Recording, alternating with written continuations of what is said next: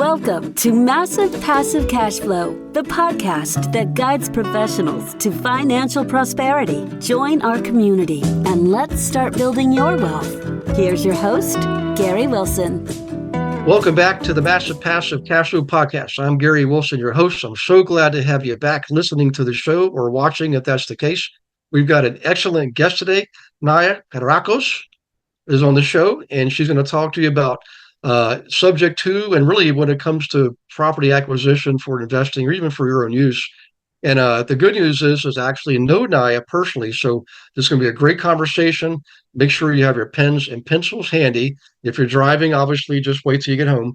We'll put as much as we can in the show notes for you too. But first off, Nayia, I just want to say thank you for doing this. I know how busy you are. I've been watching your schedule like, holy cow, I can't believe you're doing this. But so thank you for joining us today. Thank you, Gary. It's my pleasure. I always make time for you. And it's funny at times, we think we're busy, but whenever we want to do something, we always make time, right? Absolutely. That's one of the big truths in life, So yes. It's funny, our kids. You're welcome. It's funny, our kids do that to us, Nayia. And we know, I know you want to be with your friends. I get it. And they're telling us, I'm just so busy, But they train us well. Our kids train us well. You got it. The funny thing now is now I'm looking back at all the things I said. It's, oh crap, my parents knew the whole time, Mm-hmm. So let's get on with the subject. If you could, before we get into what I call the meat and potatoes, I want people to hear a little bit about your background, because none of us were born saying I'm going to be a real estate investor, or I'm going to be a real estate agent. We're usually born saying I want to be an astronaut or a doctor or a lawyer or something like that. So take us back down memory lane, and then up to the point where you are now with what you're doing with your training. Sure. Well, the one of the things that happened to me in my mid-20s, like a year out of college, is I say that I was lucky enough to get laid off. I was the youngest IT business development manager for a consulting firm. And when I got laid off, that pushed me to start my first business. So, and my background is Greek. Obviously, you could probably tell from the last name. But I'm not just Greek, I'm Spartan. So I was born in Sparta, Greece. So I came to the US when I was 11 years old, and I didn't speak any English. So one of the things that made a big difference in my life was my mom would just keep reminding us, who are you? She created an identity that I didn't even know I had, but with the Spartan idea, right? The theme. Mm-hmm. So when I got laid off at 23 years old, she's like, come on, you start your own business. And she had an idea. She was an entrepreneur. So my mom had her own business for over 20 years. And she's the one who initially started me to get into the retail industry. So I opened my first kiosk. You see it at the mall or airports, those little kiosks, and they're selling products. Well, that's how I started. And within a few years, that took off. Obviously, I had my ups and downs, but I really loved the retail because I was dealing with humans, with people all the time. So, and sales were I was doing fantastic. At some point, I had 8 locations. So I'm in my mid-20s, and I said, well, what am I going to do with multiple 6 figures that I'm making in my mid-20s? So I met a real estate agent, and he said, why don't you get your real estate license and buy some investment properties? So that's what started me over 20 years ago. And I bought my first property in 2002. And then in 2004, I got my real estate license. I bought my first investment property. When the crash happened in 2009, my husband at the time lost his job. And we had 3 little kids under the age of 5. So I was a staying-at-home mom for a few years, and I decided, well, what can I do to help my family out? So real estate came back in the picture, but in a different way, because the market had tanked and property values had dropped more than 50%. I met my first mentor, who was a rehabber, renovating properties. So I said, can I follow you around once a week so I can learn, how to renovate properties? Within a few years, after doing a couple of flips, I learned the pros and the cons of that. And Mm-hmm. what did not feel good was having to borrow hard money to renovate properties, especially since the crash was very fresh on my mind, Mm-hmm. a year before. So what I did was, within a few years, I was thinking there has to be a better way. There has to be a better way. And if you've heard this phrase, when the student is ready, the teacher appears. I met my Mm-hmm. next mentor, Marco Rubel, and he was teaching creative deal structuring and financing. And that's when Mm-hmm. I learned how to buy houses creatively, subject to existing loans, and leveraging, you know, people's loans. Yeah. And that's literally, I felt like I won the lottery. And from Yeah. that point forward, this is what I've been doing nonstop. Yeah. And then in 2015, I became a national coach to investors all over the country, teaching them how to use that strategy as well. Yeah. Well, that's awesome. And I love the fact that when you made the pivot, when you transitioned from the corporate world to the entrepreneurial world, it started off with something that most people would see as a negative or bad event, getting laid off, and And that's what I you saw turn that in, yeah, too. and you just totally. I mean, boy, you talk about really showing them. Look at you, boy, you really showed them. Oh, Oh my don't God, get me wrong. We had the ups and downs, right? I had my yeah, nightmares. Everybody had nightmares. What did I do wrong? It's my fault, right? But yeah, then after feeling sorry for yourself, the next thing is, well, you got to get up on your feet. Um, hmm, and my mom's voice, come on, who are you? The identity of being a yeah, Spartan kicked in, and I said, okay, let me try something new. If I get yeah, down, I can get back up. yeah. Well, I know. When I first met you, I was like, you know, really impressed, and I think I told you too. We all have a lion inside, or a tiger, if you want to call it a tiger. Some people have an outside tiger, some people have an inside tiger. You have an inside tiger, but it comes out, loud and strong and proud. I mean, and you're like with your kids, you're a mama bear. I mean, good Lord, Lord help anybody that comes and crosses you or any one of your children, but you're still a, warm, soft person. You're approachable. Everybody listening here, this is cool because actually, no, and I can tell these things. We're starting. I'm telling you, you really want to listen because she's a great teacher. I've watched her with people, guys, and she's not in front of a room of 10,000 people trying to sell some giant program to 10,000 people, right? She works with people one on one. That's how you learn. That's how you get results. It's a mathematical certainty you're going to succeed. I'm telling you. So in any case, so let's go back to what you're doing. Let's talk a little bit about um, what you're doing now. Maybe we can take an example of how you leverage the financing in place, because a lot of people are confused by this. To say, well, is that really an What does that assumption? I say, mean? well, not really. It's different than an assumption. It accomplishes a similar thing, but it's a different structure. So maybe a little one-on-one level stuff, and then we can get into an actual example, if you don't mind. Sure. So you want me to explain what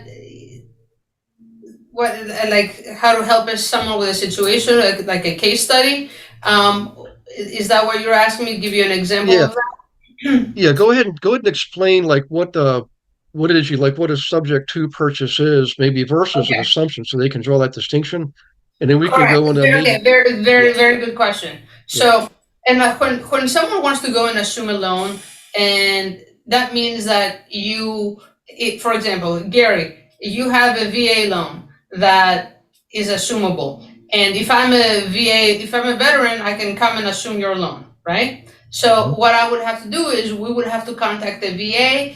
They would qualify me based on my current income, hmm, and I would assume your existing loan and your interest rate.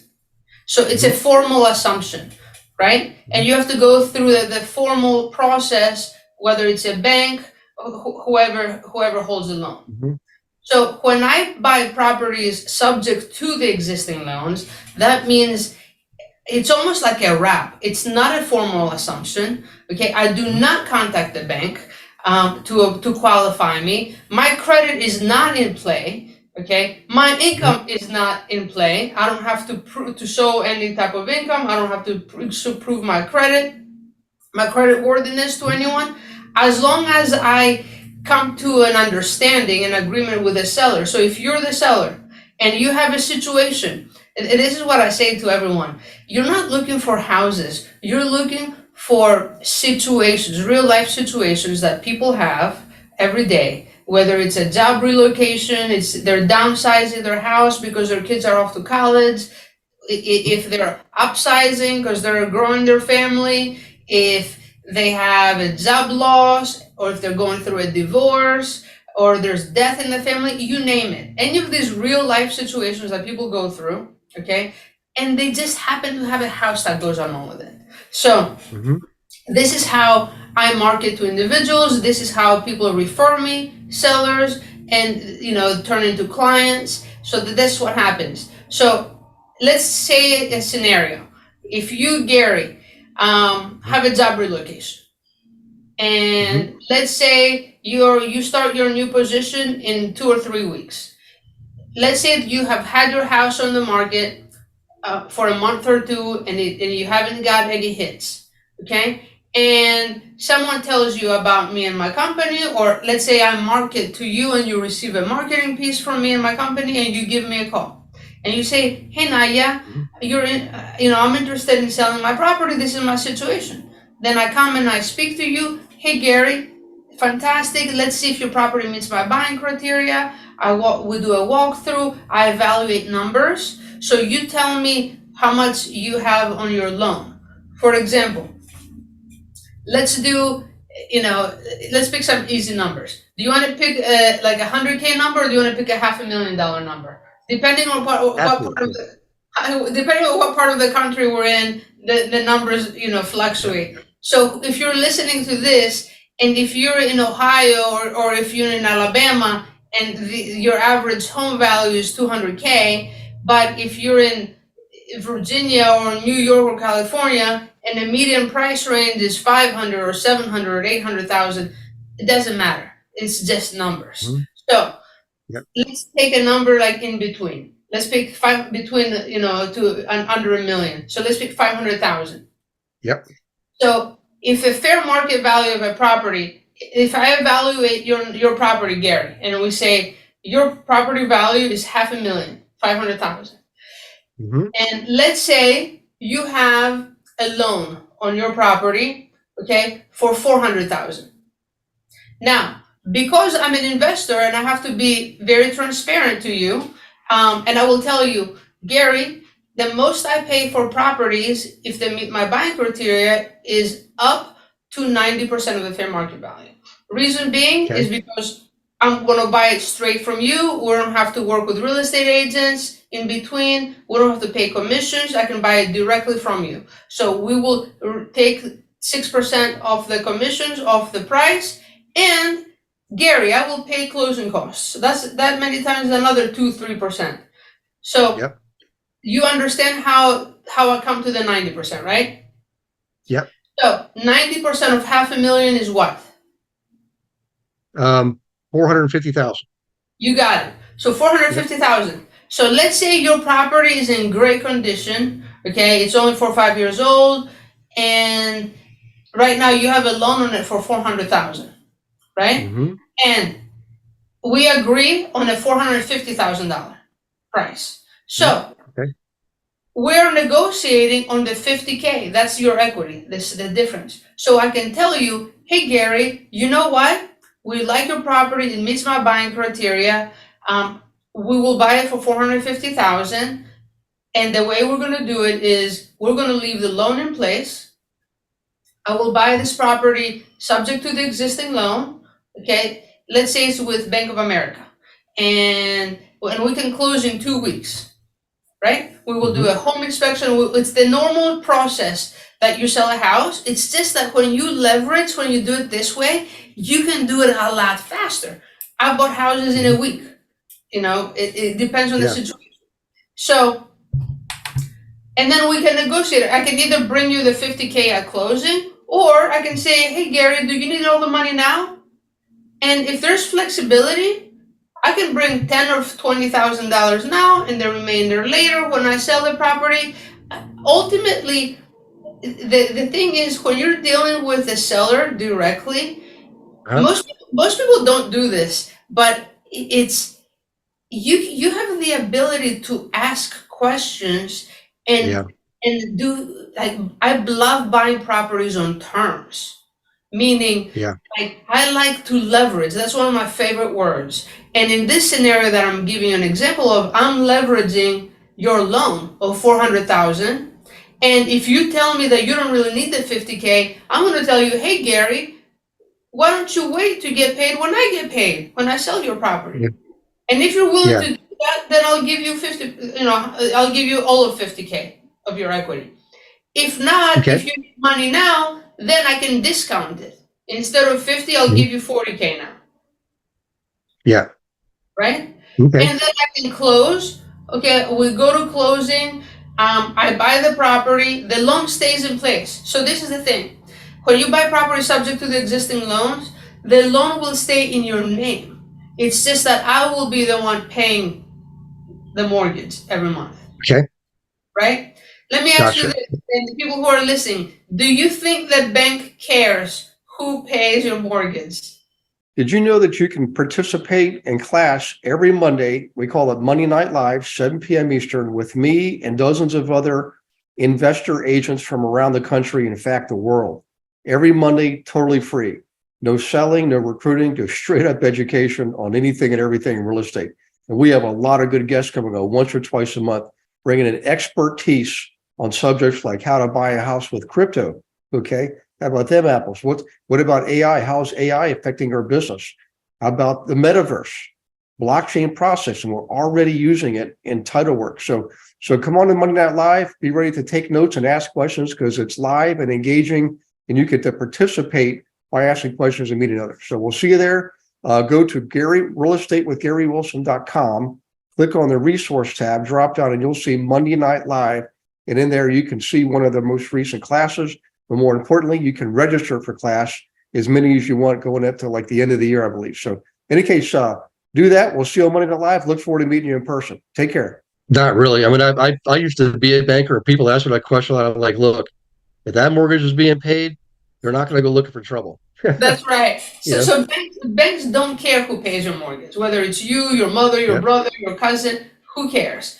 As long as the loan is getting paid, right? So a Mhm. bank does not want to take a performing loan and, put it in a non-performing category for any reason. So Yeah. a question that comes up. Okay, I know you're going to ask me a good question. Give me an objection with this type of scenario.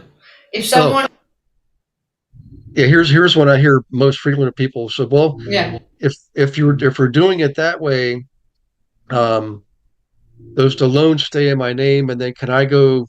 Let's say I need to go buy something else. I mean, how does that part work out? And is this how long is this going to be this way? Is this 1 year, 3 years, 5 years? Because I might want to buy, but not for 3 or 5 years. So those are the most common questions that I hear from people when it comes to this. yes, correct, correct. And that's a very good question. So Mhm. people ask, if the loan stays in my name, how can I qualify for another loan if I want to buy another house, or if I want to refinance, how can I qualify?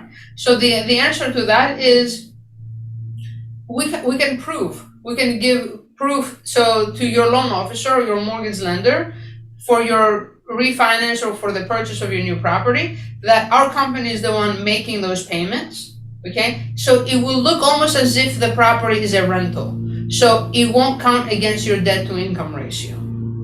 Does that make Okay. sense? So Yeah. if there's another party that's making the payments to the mortgage, then you are free to get another loan. Yeah. So that can easily be solved that way. Many times we give them a corporate lease, and that solves that problem as well. And now another Okay. big question that people ask is, you know, the loan stays in my name, what would happen Mhm. if you don't make those payments? Oh, yeah, you're right. That's the Yeah, biggest question that people ask, right? yeah. Well, what would happen if you don't make that mortgage payment? And then my answer to you is, Gary, you know, I don't make money until I sell the property. So Mhm.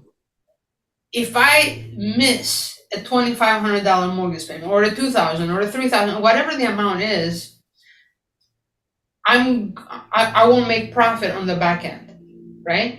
Mhm. And first of all, I say this has never happened. I've never done like I would deed the house back to you before that would happen. So if I were to miss more a payment, I would be willing to deed the house back to you along with any improvements, because many times I buy properties that need to be updated. I update bathrooms, kitchens, I finish basements, I do full renovations. So Mhm. like I would answer that objection with, I would be willing to deed the house back to you. So do you think I would do that? Do you think that's something I would risk? You know, Yeah. missing a $2,000 or a $1,500 payment and losing all the investment that I made in the property, or the money that I brought down to you at closing. Yeah. Well, the reality is too is that person may have lost their job in the corporate world, but what you're doing now is you're not dependent on any other employer to pay your salary. You're a financially independent person, and you're doing it through investing. So it's like there's an element of certainty there. You're not going to fail because you don't have anybody that's going to say, "Hey, guess what? 2 weeks you don't have a job anymore." No, you're actually looking for the next deal. Yeah. So and I can tell you when I got out of the corporate world, I mean my life just, I mean, financially speaking, really took off because I had more time to devote to the investing and building businesses.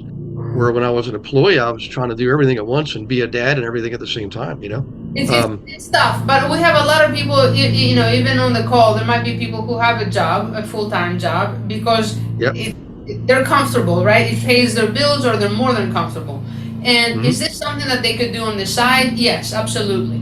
And at the same time, I work with individuals who are passive, investors, Yeah. who are doctors, lawyers, or they have their own business, and they don't have time to go out and actively do this business. But they want Yeah. to work with someone like me to invest their money in.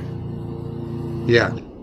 Well, so let's talk about the exit strategy. You mentioned, eventually you're going to sell the house. Is there ever a situation where you keep it to rent out, even if it's just for a couple of years? Maybe you anticipate, rates going down, or is there ever reason to keep it for a rental for a period of time, or is it always you're always looking for the sale part of it on the exit? That's a very good question. No, that depending on my exit, some properties I would like to hold on for 2 or 3 years. Hmm. And this is the thing: most of the properties I like to hold on to for at least 12 to 18 months. Okay. Okay.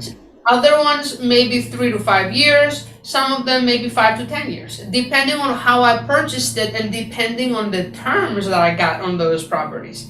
For Okay. example, I have a property that I purchased that was free and clear. It was paid off. Hmm. Okay. And this property, I negotiated terms with the sellers where I was able to bring 10% of the market value to the table at closing. So let's say it was 450,000, I brought $45,000 down, and then they were willing to be the bank for me, and me paying them $2,500 a month at a Okay. 0% interest rate. Nice. How amazing is that? So when I did the numbers, I wanted to hold on to this property as long as possible so it could get paid off. Yeah. So that's Yeah. what I'm doing. So this property, I'm renting it out $4,000 a month. I'm Hmm. giving the homeowner, I mean the previous seller, I'm giving them 2,500, and I'm cash flowing 1,500. Hmm. So, and I've owned it for 6 years already. Okay, Yeah. so this property is gonna be paid off in another 4 or 5 years. Mm. and it's worth over 700,000. So like obviously this is my golden goose. I want more properties like this. Yeah. Yeah. But some other properties, depending on the location, sometimes depending on the mortgage. In some parts of the country, if the mortgage amount is a little bit less than the fair market rent, then Okay. and that means you may be negative cash flowing. If I'm negative cash flowing a couple $100s, but I'm getting enough principal balance reduction every month because of the low interest rates we've had the last 15 Yeah. years, I'm fine with being negative a couple $100s. But Yeah. I don't like being negative for too long. So eventually, within 2 to 3 years, I would like to sell the property. Yeah. Well, the other thing too is when you actually this is true for assumptions too. When you take a property subject to, the loan has already been in place for a period of years. So because of the way amortization works, you're getting in at a point where more of the payment is going towards principal and less is going towards interest, as opposed to a brand new loan, Correct. So it depends. Sometimes I've bought houses that the seller only had for 2 or 3 years just because they're getting a job relocation. Mm-hmm. Other times I've purchased them and they've had them for 10 years and I'm getting a big principal balance reduction every month. Yeah. So it just depends on, where they are in that 30-year mark of their. Yeah. Yeah. Yeah. I mean, I just bought a property last month from a real estate agent who was going through a divorce and the house was in pre-foreclosure, and I stopped it from going to auction 2 days before the auction date. Yeah. So the good thing with that is I was able to reinstate the loan, meaning I made all his back payments current. So with me doing that will help improve his credit, right? Mm-hmm. And it saved him from going to foreclosure and getting that on his credit. So it's a win-win. And yes, so in that property, I'm in the middle of a renovation right now. I purchased it in Alabama for $97,000. And yeah, he had a loan for 70, and he had some liens on it. So we took care of that. I reinstated the loan. So the purchase price was $97,000.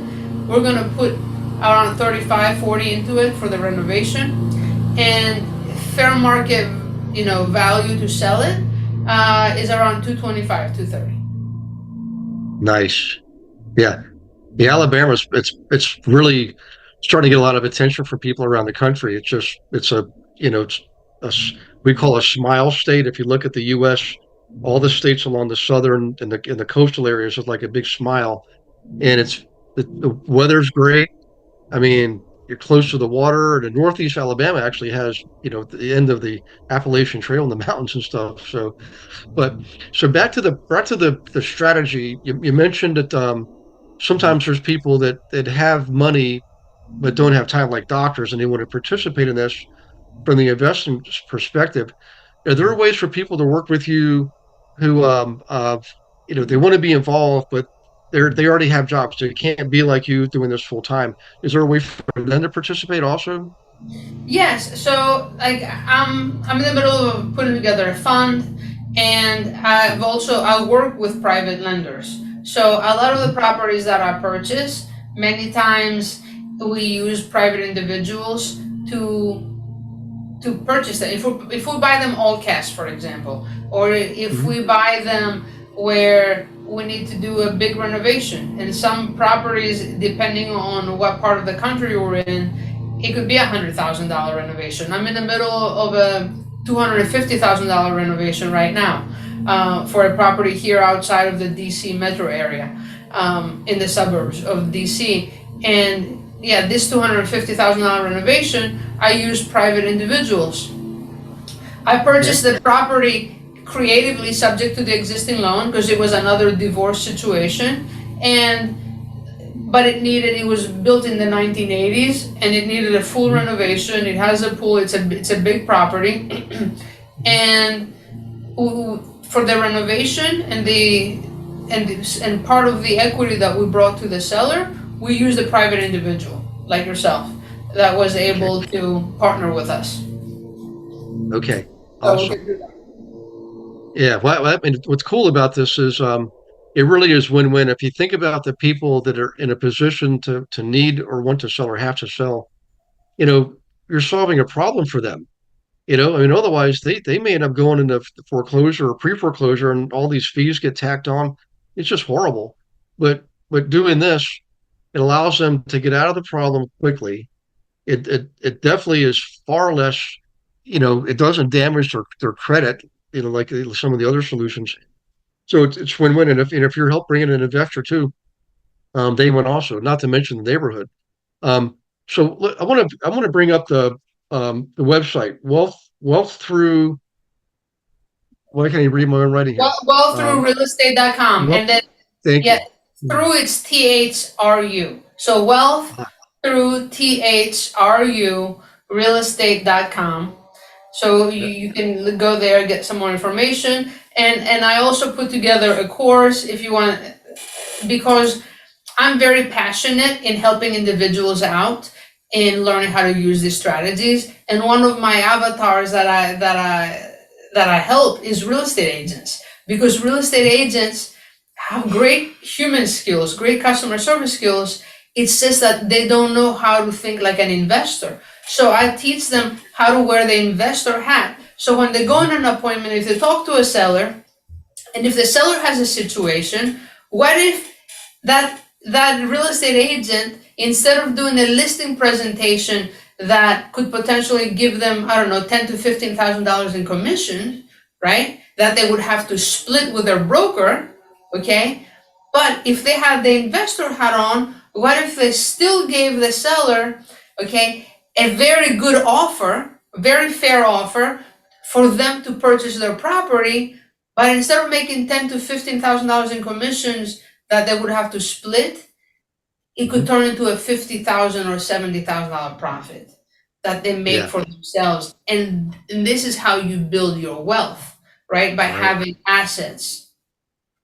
Yeah, And because I hold my properties for at least a year or longer, then they're considered, I'm considered a passive investor. They're rentals, and right, I don't get hit with ordinary tax, taxes right, every year. I pay capital gains when I sell the property, and it's a lot less than the ordinary tax bracket. right.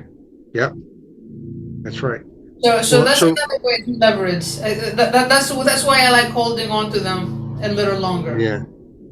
Well, I just like the entire vision, because you've actually figured out how to use multiple parties and everybody wins. And it just goes to show you in life, if you just step back and take time to think and reflect and meditate, um, you'll have these great ideas and these great visions. And I like that you include the agents in this too, because I learned to do that years. In fact, I got my license out of frustration because most agents were not trained. They'll be wonderful people. Helping us buy and sell our houses is wonderful, but they didn't understand investing. Their brokers weren't teaching them. And now here you and I come along, and we're actually helping them walk the talk and talk the talk. And for everybody who's an agent after listening, a lot of consumers wonder why is it we don't invest? I mean, not me and I, but you. Okay. Well, now you can say that you do. You can learn to walk the walk, learn to talk the talk, by learning from Nayia.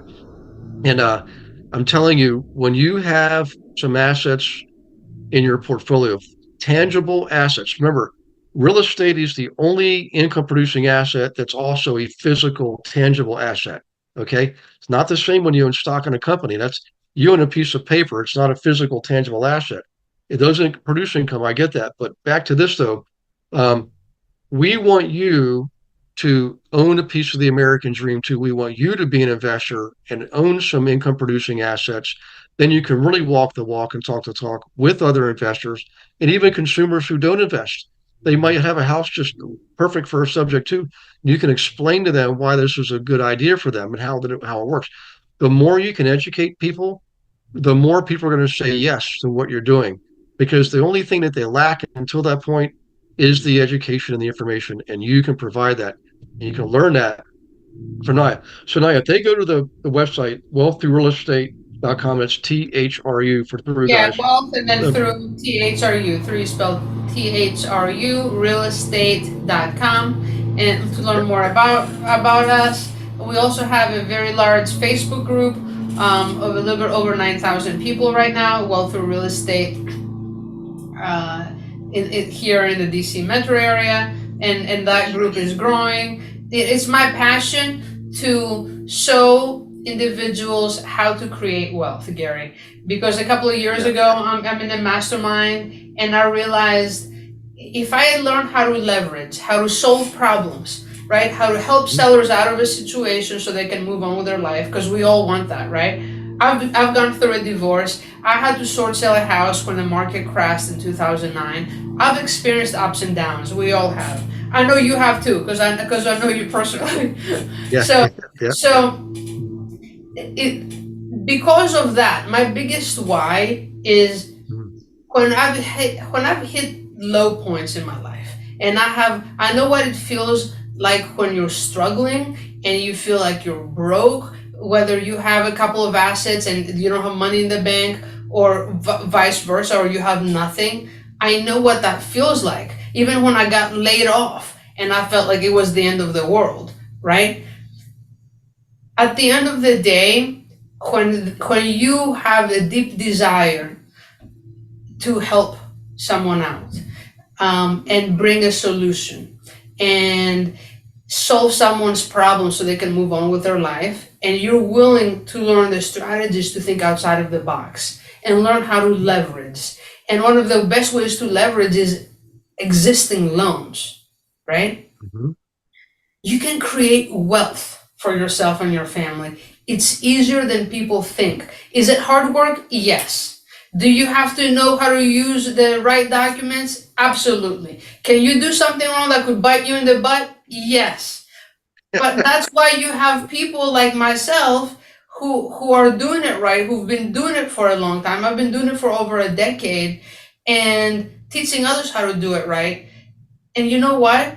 It's my passion to help individuals and support them, and I want to create 1,000 multimillionaires, because this is the best country in the world, and I think opportunity is out there for all of us. If I could do it, you can do it. Anyone can do it. Yeah, I agree, and you put it so eloquently too. I mean, I love this country. I wasn't born here either. I was born in Germany and came here as a really small child, and even lived in Canada for a while. And I'm telling you guys, I love the European countries. I even love Canada, and I've traveled to other countries and other continents too. But the United States is still very unique. I know there's people out there saying different things. Don't listen. I mean, you can choose who you want to hang around with, and you can choose your destiny partly by choosing who you hang around with. And I suggest you hang around with high-minded, abundance-minded people who are able to see the opportunities that are still available abundantly all over the country. It doesn't matter if you're California or Virginia. And I actually mentioned earlier, we're talking about the prices. It's all relative, and the fundamentals are always the same. It doesn't matter if you're in the Bay Area dealing with $1 million house or Virginia dealing with a $500,000 house. It's the same Or in process. Alabama, So doing $100,000 house or a $200,000 house. exactly, like in Alabama. Yep, yep. Won't be that way for long though. I think that's Yeah, gonna. I'm sure. It's already sort of changed, but yeah.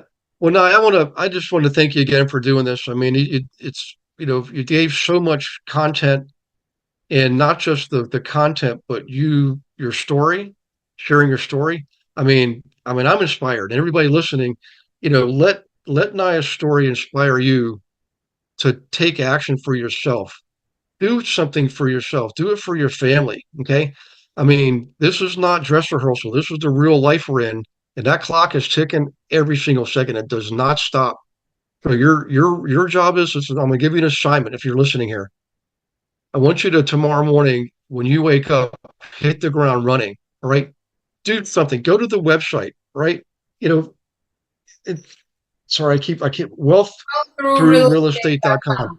Yeah, and through My is handwriting is so bad now. I'm like no, you're good. so wealth through realestate.com, guys. And in there you'll see what you can do. Just take the first step. Have a conversation. All right. Um, and I'll see, and I'll promise if you do that, you're going to succeed. And I don't normally say this with people on the podcast, but this is how strongly I feel about it because I know Nayia. I know her personally. I'm telling you, this is one I personally vouch for. All right. So take that to heart. Nayia, thank you again. Thank you Thank so much, you, Gary. It listener. was a pleasure. It was a pleasure. You're welcome. Yeah, And yes, and I'll see you soon. you got it. Yep. And for everybody listening, take care of yourselves. God bless you and your families. Oh, leave a review. Definitely leave a review. Remember, your review is our currency in the podcast world. We don't get paid for this. Your review is how we get paid. It's just indirect, but it's really important, and we really appreciate it. And in the meantime, I will see you on the next Massive Passive Cash Flow podcast. Thanks for listening to this episode of Massive Passive Cash Flow. Be sure to go to realestatewithgarywilson.com to join our community and start building wealth today.